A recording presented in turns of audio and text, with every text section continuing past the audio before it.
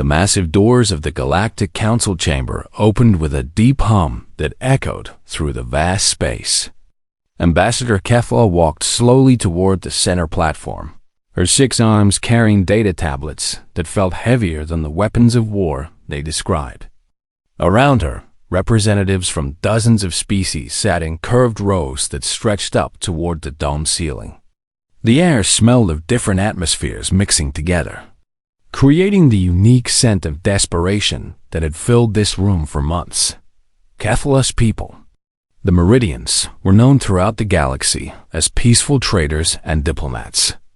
They had never started a war, never conquered a world, never even raised their voices in anger. But today, she felt anger burning in her chest like acid. Not at any single person or species, but at the terrible waste she was about to describe. The holographic projector in the center of the chamber came to life. Red dots appeared in the darkness, each one representing a dead world. The dots multiplied, spreading across star charts like a disease. Gasps echoed from the gallery as the numbers climbed higher and higher. 17,432,807,000 dead, Kefla announced.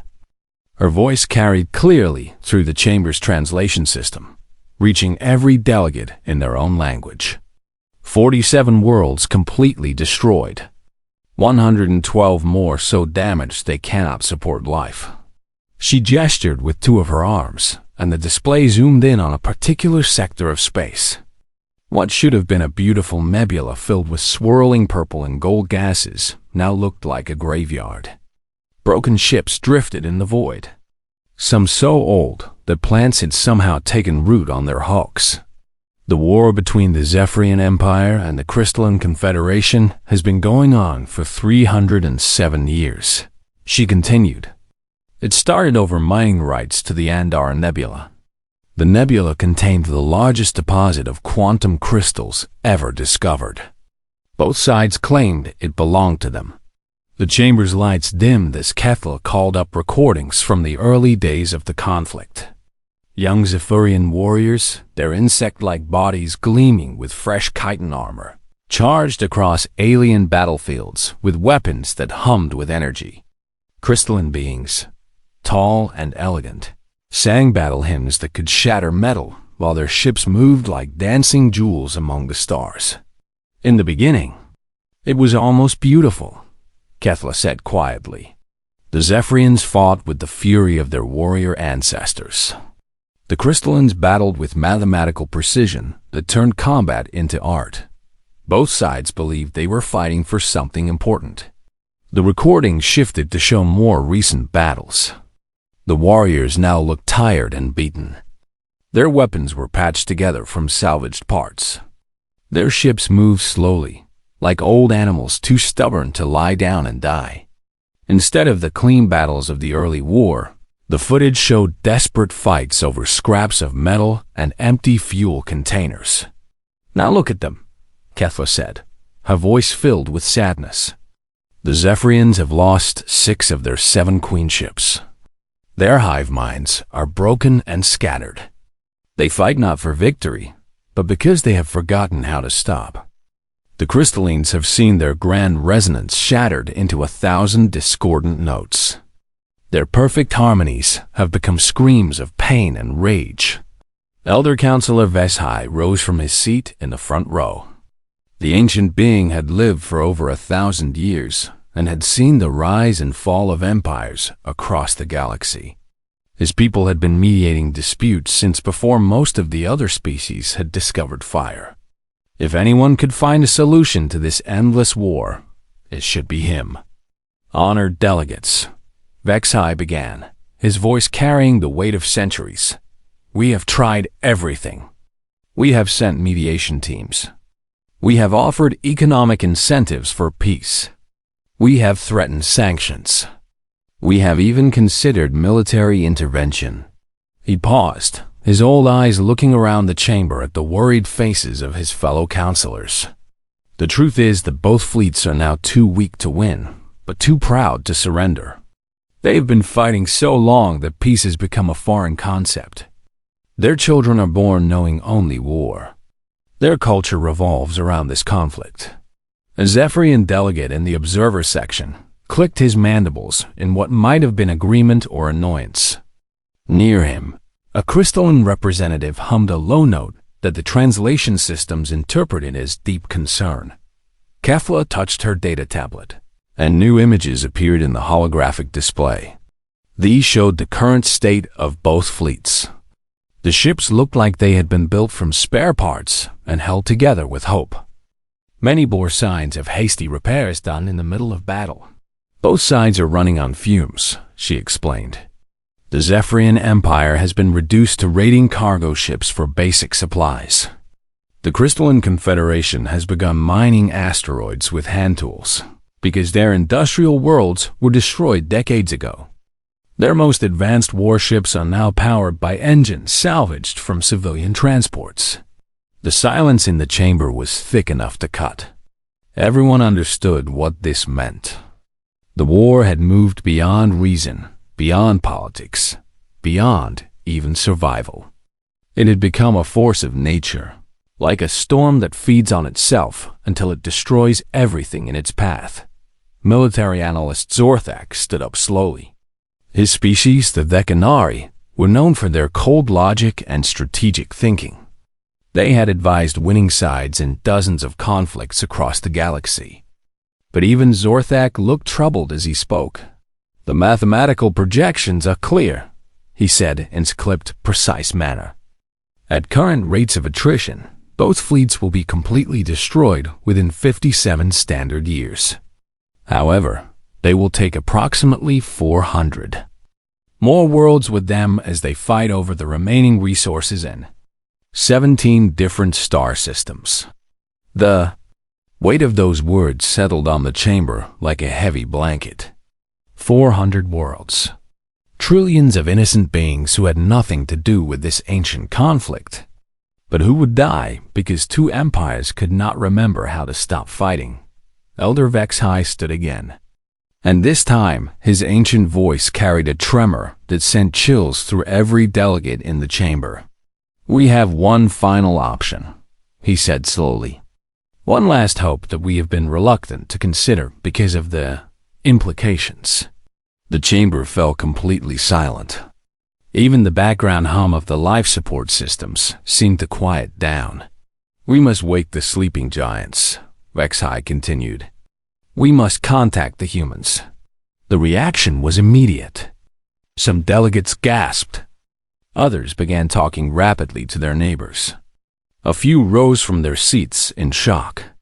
The humans were known to the galaxy, but they were considered a young and primitive species.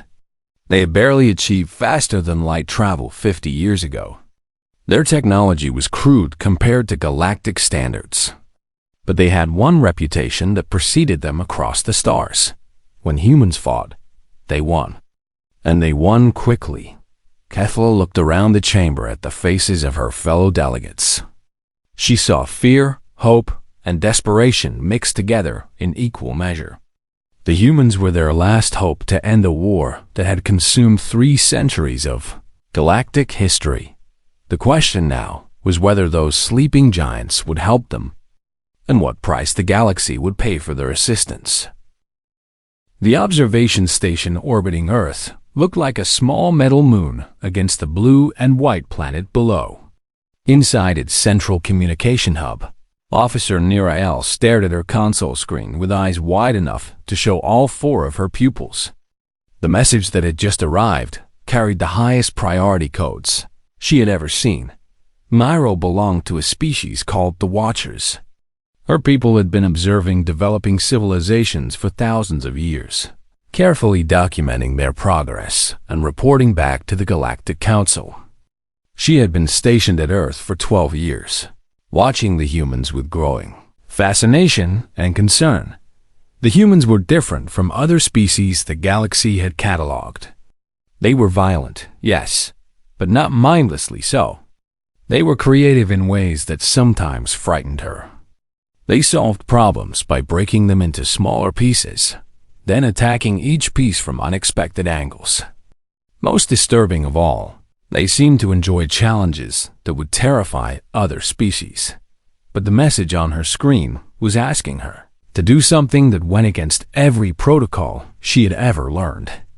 The Galactic Council wanted to make first official contact with the humans, not the slow, careful introduction that had been planned for another century. They wanted her to find their military leaders and ask for help with the war. Narael's tentacles moved across her control board with practiced efficiency. She located the largest concentration of human warships in their system. The fleet was stationed near their fourth planet, the one they called Mars. According to her files, the humans had fought a war there not too long ago. They had won by doing something typically human. They had turned the planet's own atmosphere into a weapon. The human fleet consisted of 12 ships that looked crude compared to galactic standards. They were all angles and sharp edges, with none of the elegant curves that marked advanced civilizations. But Narael had watched these ships in action during their recent conflicts. They moved with a deadly purpose that reminded her of predators from her homeworld. She opened a communication channel and began transmitting the standard first contact protocols.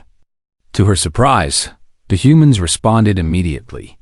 Most species took hours or even days to work up the courage to talk to aliens for the first time. The humans answered in 17 minutes.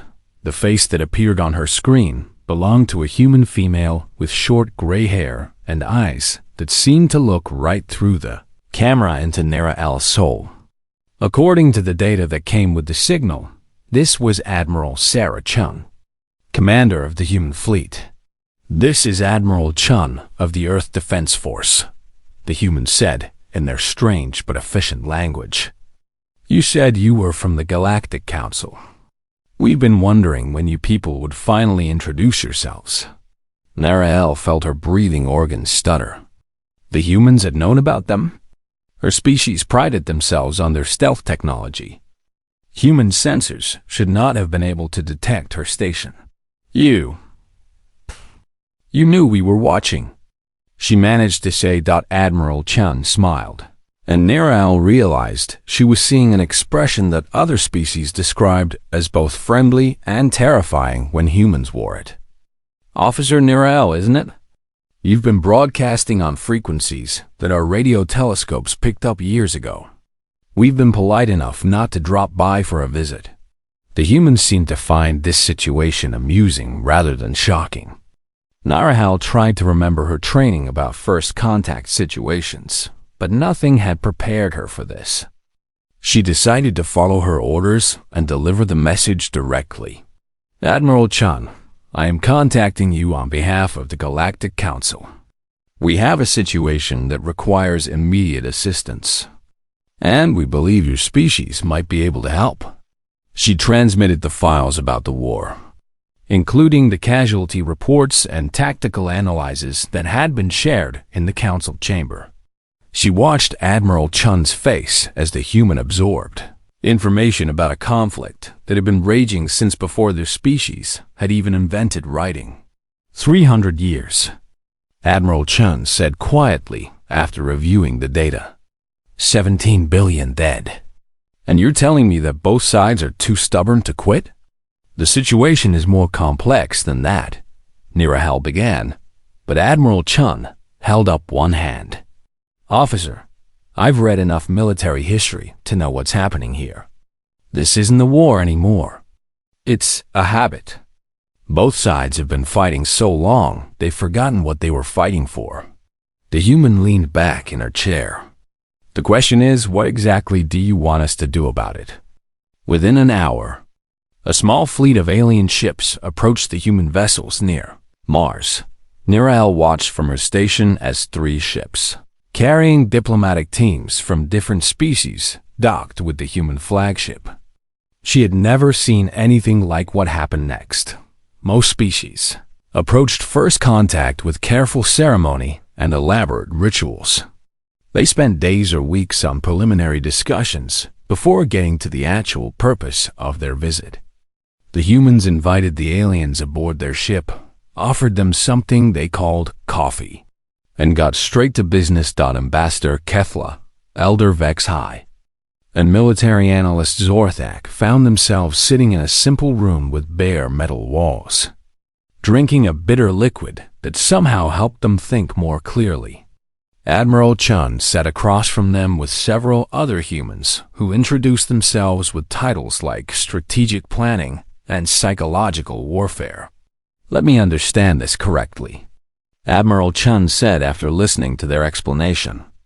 "Both fleets have been fighting in the same region of space for 3 centuries. They use predictable tactics, fight at scheduled times, and communicate using methods that haven't changed in decades." "That is correct," Elder Vexai replied. "Both sides have developed elaborate military traditions around this conflict. They consider it the defining war of their civilizations, and no one has tried simply talking to them."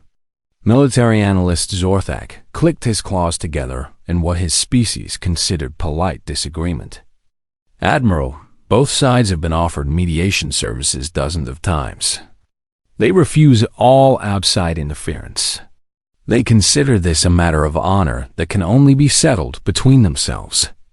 The humans looked at each other with expressions that Nera-El was learning to recognize. They were the looks humans got when they saw a problem that they thought they could solve, but not in any way that made sense to anyone else. "You said they fight at scheduled times?" asked one of the other humans, a man with the title of Commander Torres. "Yes," Ambassador Kefla confirmed. "Both fleets have established patterns of engagement based on their supply schedules and strategic doctrines. They typically fight for 6 hours, then withdraw to predetermined positions to resupply and repair their ships." "Like a sports league," another human muttered, which caused several of her colleagues to make sounds that the translation system identified as laughter. "Admiral," Chun stood up and walked to a large display screen on the wall.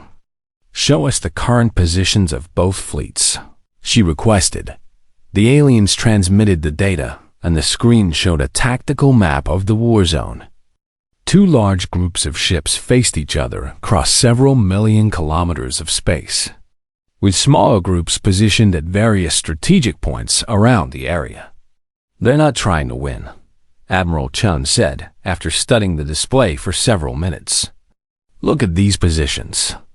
Both sides have had opportunities to destroy each other's command ships or cut off supply lines, but they've never taken them." "The tactical analysis supports that conclusion," Zorthak admitted reluctantly. "Both sides appear to be following some form of unconscious agreement to maintain the conflict rather than end it." Admiral Chun turned back to face the alien delegation. "We'll help you end this war," she said simply. "What are your terms?" Elder Vex High asked, expecting the complex negotiations that usually accompanied such agreements. "No terms. This is the kind of problem humans are good at solving. But we do it our way, and you don't interfere with our methods." Ambassador Kefla felt a mixture of relief and terror. The humans had agreed to help, but something in Admiral Chun's expression suggested that the galaxy was about to discover exactly why other species whispered about human methods when they thought no one was listening. Human fleet began moving toward the war zone within hours. As Nera-El watched the ships disappear into faster-than-light travel, she sent a message to the Galactic Council that the humans were on their way.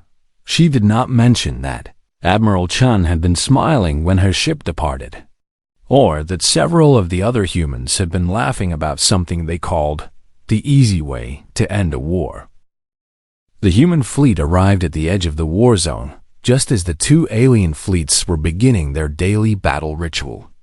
Admiral Chun stood on the bridge of her flagship, watching the tactical display with the same expression she might use to study a chess game played by children. Commander Torres stood beside her, reviewing data streams from their long-range sensors. "Both fleets are moving into position exactly where our alien friends said they would be," he reported. "Same formations they've been using for the past 50 years, according to the historical records." "Like clockwork," Admiral Chun murmured. She turned to her communications officer. Any response to our arrival? Nothing, Admiral. Both fleets are so focused on each other that they haven't even noticed us yet. Their sensor sweeps are only covering the area directly between their forces. On the main screen, the Zephyrian and Crystalline fleets moved into their traditional battle positions with the slow precision of a dance performed thousands of times before.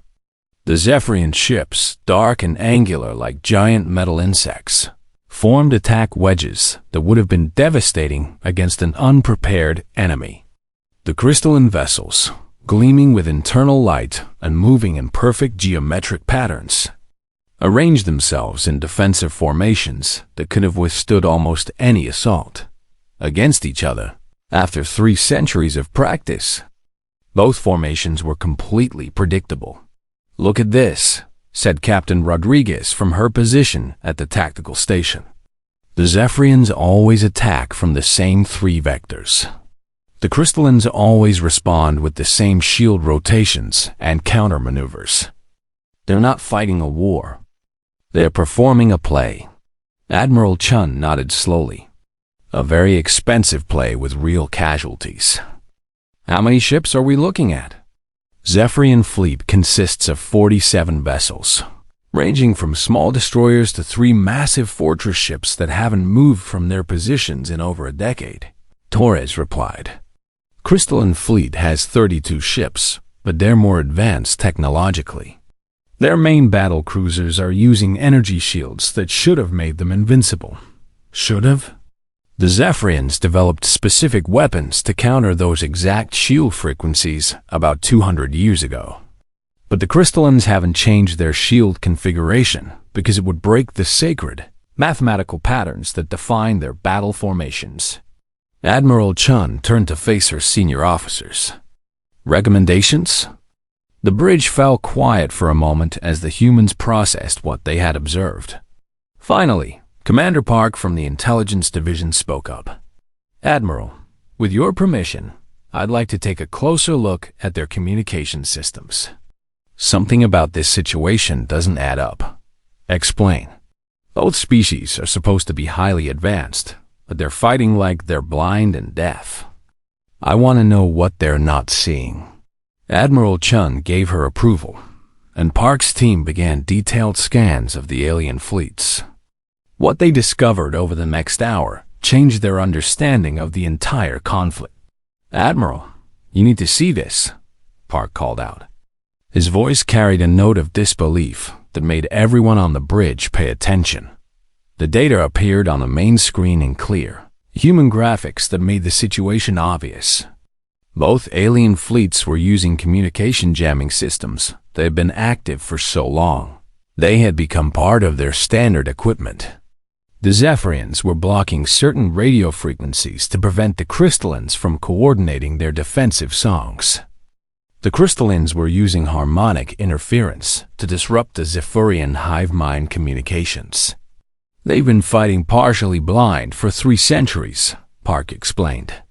The Zephyrians can't hear most crystalline communications, so they think the Crystallines are coordinating attacks in complete silence. The Crystallines can't detect the subtle pheromone signals the Zephyrians use for complex tactics, so they assume every Zephyrian movement is a basic charge. They think the other side is more primitive than they actually are, Torres realized. Worse than that, Admiral Chun said, studying the data more carefully. Look at their battle patterns. Both sides have been adapting their tactics based on incomplete information about their enemies. They've created a feedback loop of misunderstanding that's been getting worse for centuries. Captain Rodriguez leaned forward in her chair. Admiral, there's something else. Our deep scans are picking up active communication attempts from both fleets. They're trying to talk to each other. What? Low-level transmissions on frequencies that both sides' jamming systems are blocking. It looks like individual ships have been trying to establish communication for decades, but their own technology is preventing the messages from getting through. The bridge crew exchanged glances that mixed amazement with disgust. The two fleets had been slaughtering each other for 300 years, while individual members of both sides were trying to talk peace. But their own jamming systems were preventing any communication. "This is insane," muttered Lieutenant Kim from the engineering station. "They've built a war that perpetuates itself." Admiral Chun walked to the front of the bridge and looked out at the alien fleets through the main viewport. In the distance, she could see the beginning flashes of another pointless battle as the two sides engaged in their daily ritual of destruction. "All right, people. We're going to end this today. But we're not going to do it by shooting anyone." She turned back to face her crew. "I want 3 teams. Rodriguez, you take the stealth ship and get close to both fleets. I need detailed scans of their communication and command systems. Park, I want you to figure out how their languages actually work when they're not being jammed. Torres, start working on a way to disable their jamming systems without damaging their ships." "Admiral," Torres said carefully, "disabling their communications could be considered an act of war against both sides." Admiral Chen smiled with the expression that had made her legendary among human military officers. It was the smile she wore when she was about to do something that would either be remembered as brilliant or get her court-martialed. "Commander, we're going to commit an act of peace against both sides. Sometimes that's more dangerous than war." Over the next 2 hours, the human ships spread out through the war zone while maintaining their position outside the main battle area. Captain Rodriguez's stealth ship, using technology that operated on principles the alien sensors couldn't detect, moved freely between both fleets without being noticed. What the humans discovered was even worse than they had imagined.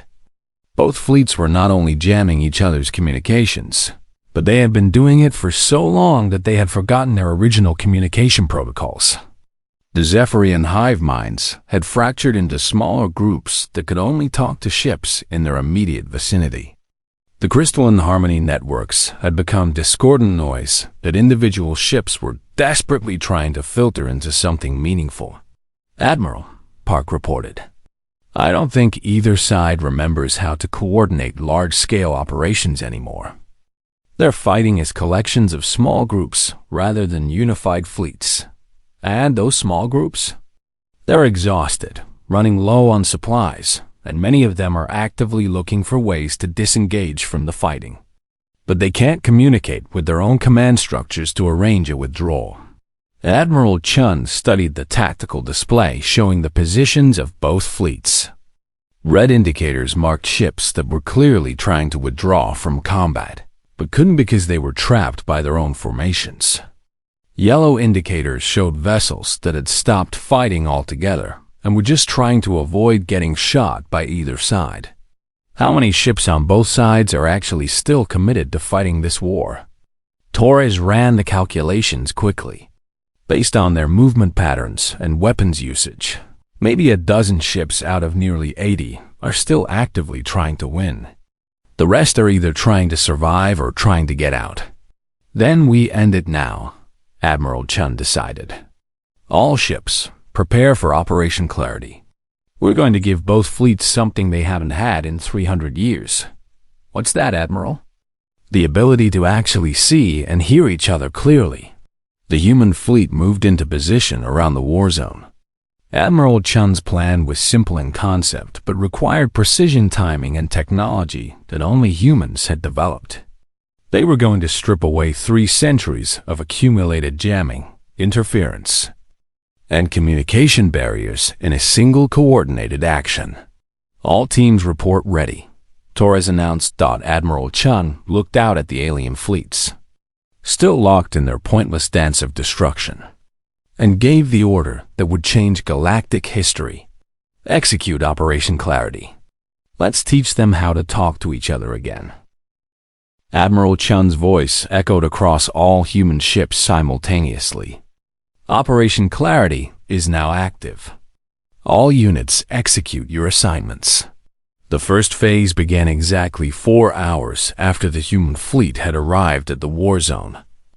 Captain Rodriguez's stealth ship, now positioned between the two alien fleets, activated devices that looked like simple metal spheres but contained technology that would have amazed the galaxy's greatest scientists. The spheres began broadcasting on every frequency that both alien fleets used for their jamming systems. But instead of adding more noise to the chaos, they were sending perfectly synchronized counter signals that canceled out the interference patterns both sides had been using for centuries. On board the Zephyrian Fortress ship Hive's Fury, worker drone clicked H was monitoring communications when something impossible happened. For the first time in her life, the constant background static that filled all Zephyrian communication channels simply disappeared. "Queen Commander," she reported in confusion. "The jamming noise has stopped." Queen Commander Zexai had been leading Zephyrian forces for over 60 years. She had never heard a communication channel without interference. "Impossible. The Crystal Singers have been jamming our frequencies since before you were spawned." But as she listened to her own communication system, Zexai realized that something fundamental had changed. Not only was the static gone, but she could hear something new. A sound that her training told her was impossible. Crystalline harmonic communication. Clear and UNDISTORTED. Meanwhile, on the crystalline ship Perfect Resonance, Harmonic Engineer 77 Blue was experiencing the same shock from the opposite direction. The mathematical chaos that had always accompanied Zephyrian communications was gone, replaced by something that sounded almost like language. "Resonance Elder," 77 Blue sang in confused harmonies.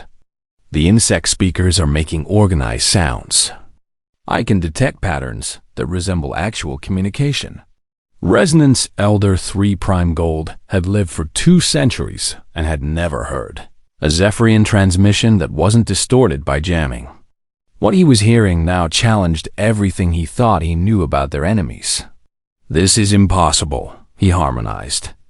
"The insect speakers only make random noise. Everyone knows they communicate through pheromones and crude clicking sounds." But the evidence was reaching him through his own ship's communication system. The Zephyrians were speaking in complex tactical language, discussing supply problems, casualty reports, and something that 3 Prime Gold found shocking, concerns about the welfare of their enemies. Phase 2 of Operation Clarity began 30 minutes later. Commander Park's team activated what they called forced translation protocols. Using captured examples of both alien languages, human computers had worked out the basic translation matrices for both species in real time. Human ships began broadcasting these translations on frequencies that both fleets could receive clearly. For the first time in 3 centuries, Zephyrians could understand what the crystallines were actually saying during battle, and vice versa. The effect was immediate and dramatic.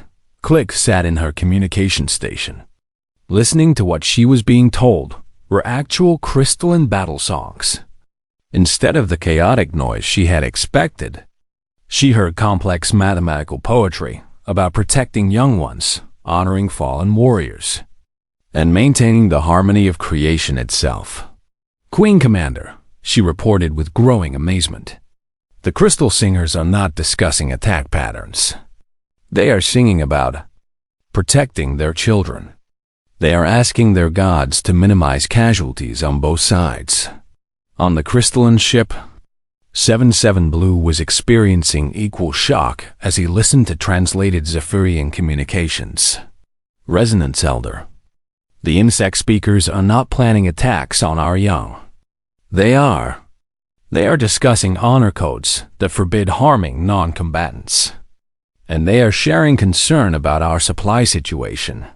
Both command crews found themselves listening to enemy communications that revealed a startling truth. Both sides had been fighting under completely false assumptions about their opponent's motivations and methods. Phase 3 began at exactly the 5-hour mark. This was the most dangerous part of Admiral Chun's plan.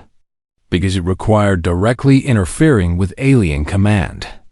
Systems.human ships moved closer to both fleets and began what Torres had called surgical hacking, using technology that operated faster than alien computer systems could respond.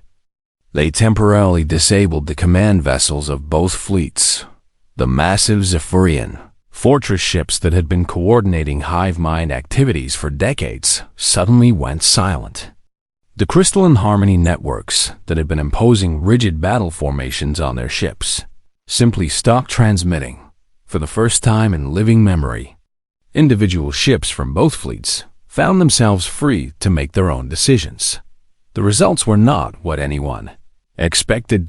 Without their queen commanders telling them what to do, Zephyrian warriors began making choices based on their own observations and judgments, without the grand resonance forcing them into predetermined patterns. Crystalline pilots started flying their ships in ways that made sense to them personally, and what both sides chose to do was stop fighting. Click. Now able to hear and understand crystalline communications clearly, opened a direct channel to the nearest enemy ship. Crystal Singers, this is Zephyrian ship Warrior's Honor. We are experiencing communication system changes. Are you experiencing the same phenomenon? The response came back in perfectly clear crystalline harmony, translated in real time so she could understand every note. Insect speakers. This is Crystalline Ship's Song of Peace. Yes, we are hearing your words clearly for the first time. This is unexpected.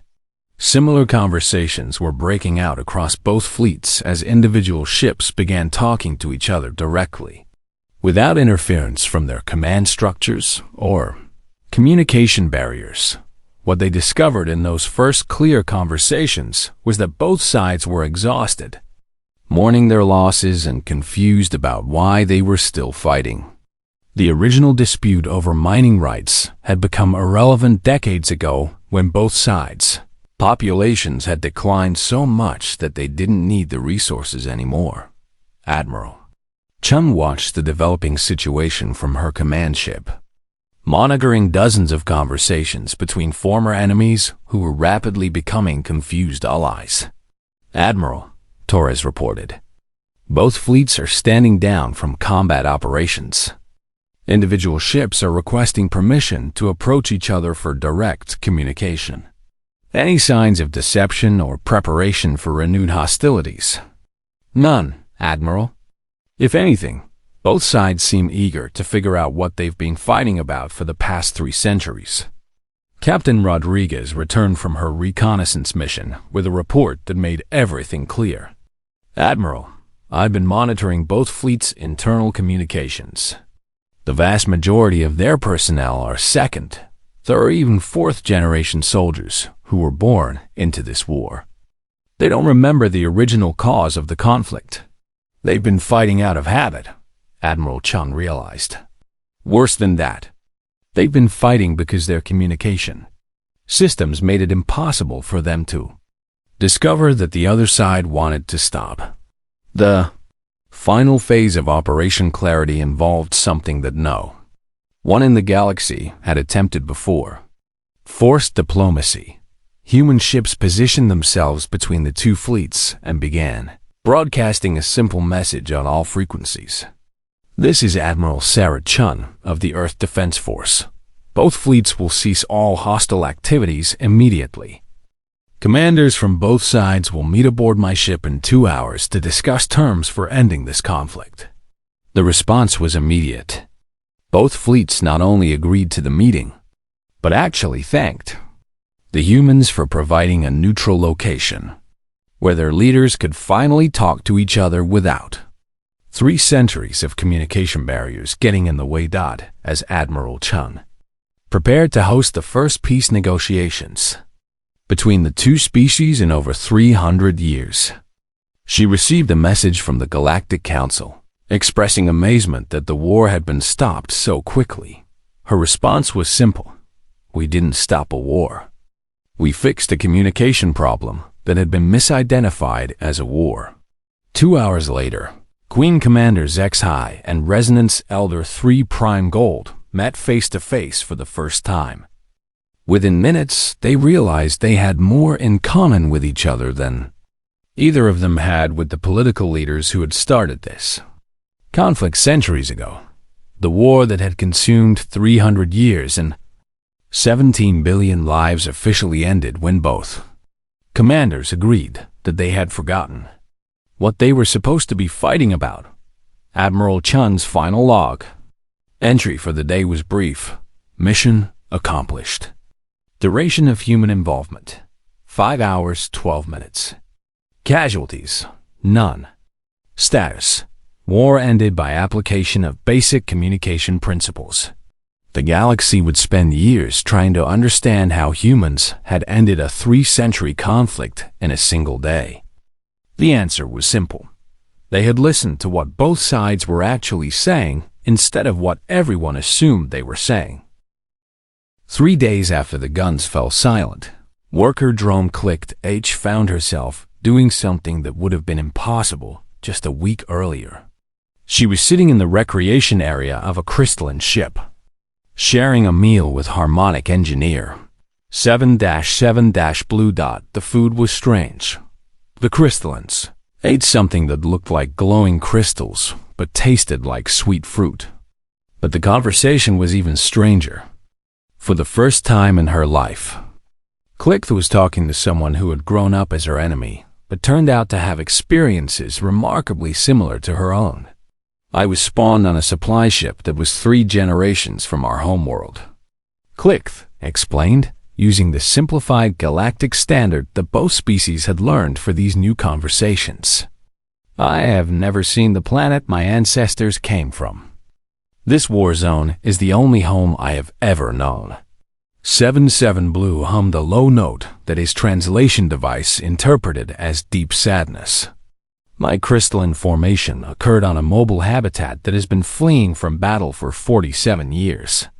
I know the mathematics of our homeworld songs, but I have never heard them sung in their natural acoustic environment. They sat in comfortable silence for a moment, watching through the ship's viewport as crews from both fleets worked together to repair damage that had been accumulating for decades. Zephyrian workers, with their natural ability to work in complex mechanical environments, were helping fix crystalline ships whose elegant designs had been compromised by centuries of hasty battlefield repairs. Crystalline engineers, with their mathematical precision, were solving structural problems on Zephyrian vessels that had been held together by determination and improvisation for longer than anyone wanted to admit. Do you think we were ever really enemies? Clicked asked. 7-7 Blue considered the question carefully. His people were trained to think in mathematical certainties, but this question had no clear equation. I think we were trained to be enemies by people who are now dead, fighting for reasons that no longer exist, using information that was never accurate. The truth of that statement was becoming clear throughout. Both fleets, as former enemies, shared their histories and discovered how much propaganda and misinformation had shaped their understanding of each other. The Zephyrians had been told for generations that crystallines were cold, emotionless beings who saw other species as inferior mathematics to be corrected or eliminated. The reality was that crystalline culture was based on harmony and protection, with deep reverence for all forms of life. The crystallines had been taught that Zephyrians were mindless insects driven by violent instincts and incapable of complex thought. The truth was that Zephyrian society was built on concepts of honor, loyalty, and protection of the weak that would have impressed any philosopher in the galaxy.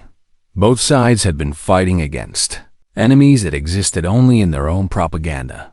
Meanwhile, aboard Admiral Chun's flagship, a very different kind of meeting was taking place. Queen Commander Zex-High and Resonance Elder 3 Prime Gold were working with human military analysts to understand how their war had continued for so long without anyone realizing it had become pointless. The original dispute was over mining rights to the Andara Nebula, HFY explained. My ancestors claimed the nebula because they had discovered it first. The crystalline ancestors claimed it because their deep space surveys had identified it as a potential resource, decades before either side could actually reach it.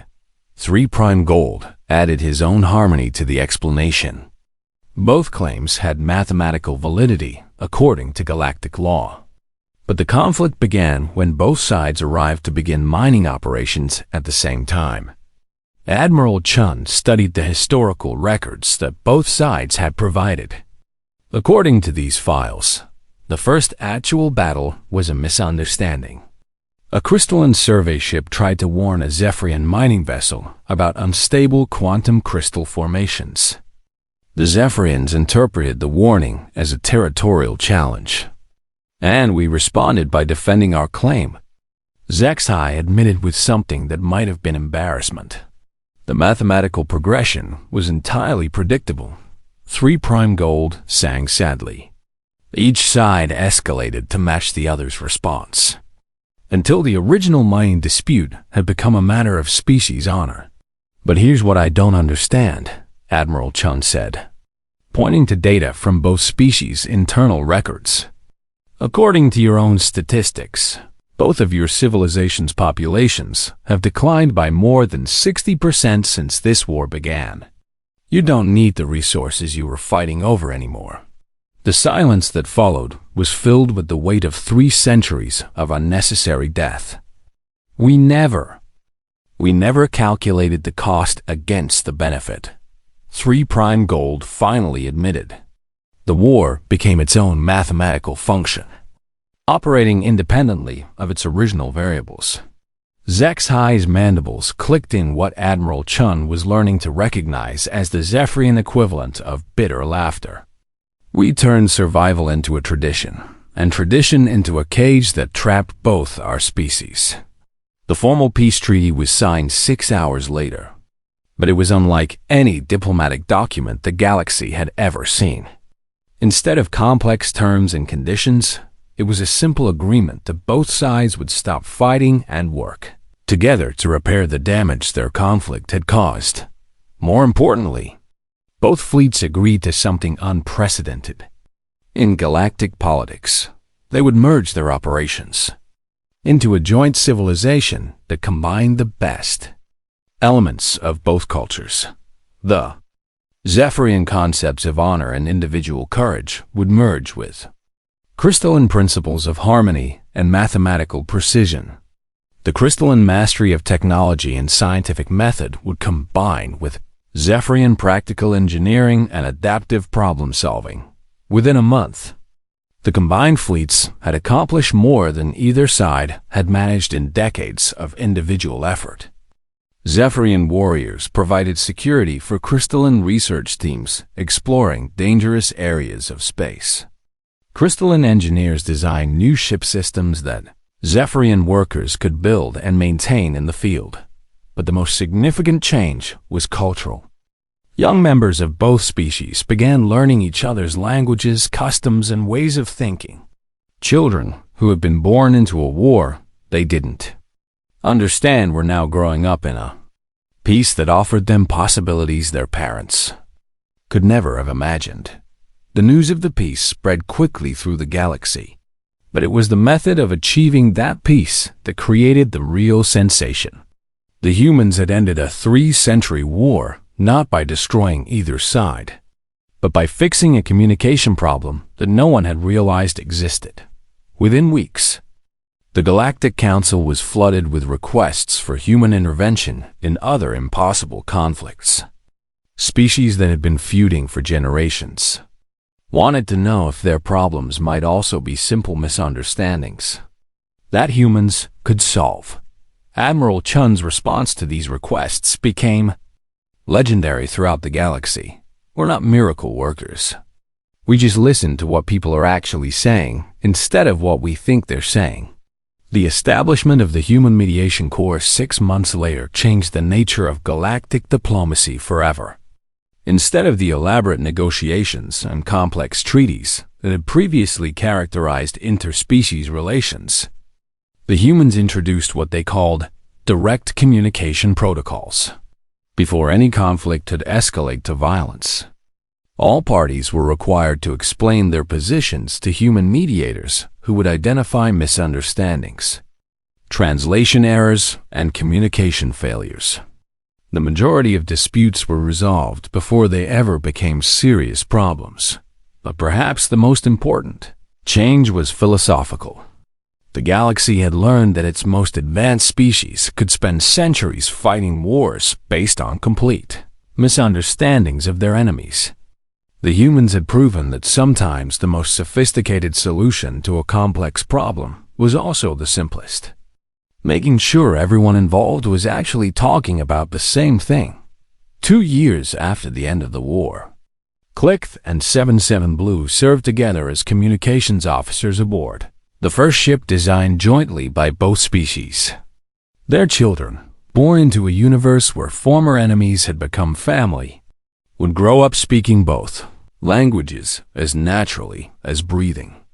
The war that had consumed 3 centuries and 17 billion lives was remembered not for the battles it contained, but for the peace that followed. And throughout the galaxy, species that had been enemies for generations began asking themselves a simple question that humans had taught them to ask. Are we fighting about what we think we're fighting about? Or are we just not listening to each other clearly enough? Elder Counselor Veshai, in his final report to the Galactic Council, wrote words that would be remembered for thousands of years. We spent 3 centuries trying to end this war through superior firepower, advanced technology, and diplomatic pressure. The humans ended it by making the combatants remember they were people. The sleeping giants had awakened, and they had taught the galaxy that the most powerful weapon in the universe was not a gun or a bomb, but the simple ability to hear what others were actually trying to say.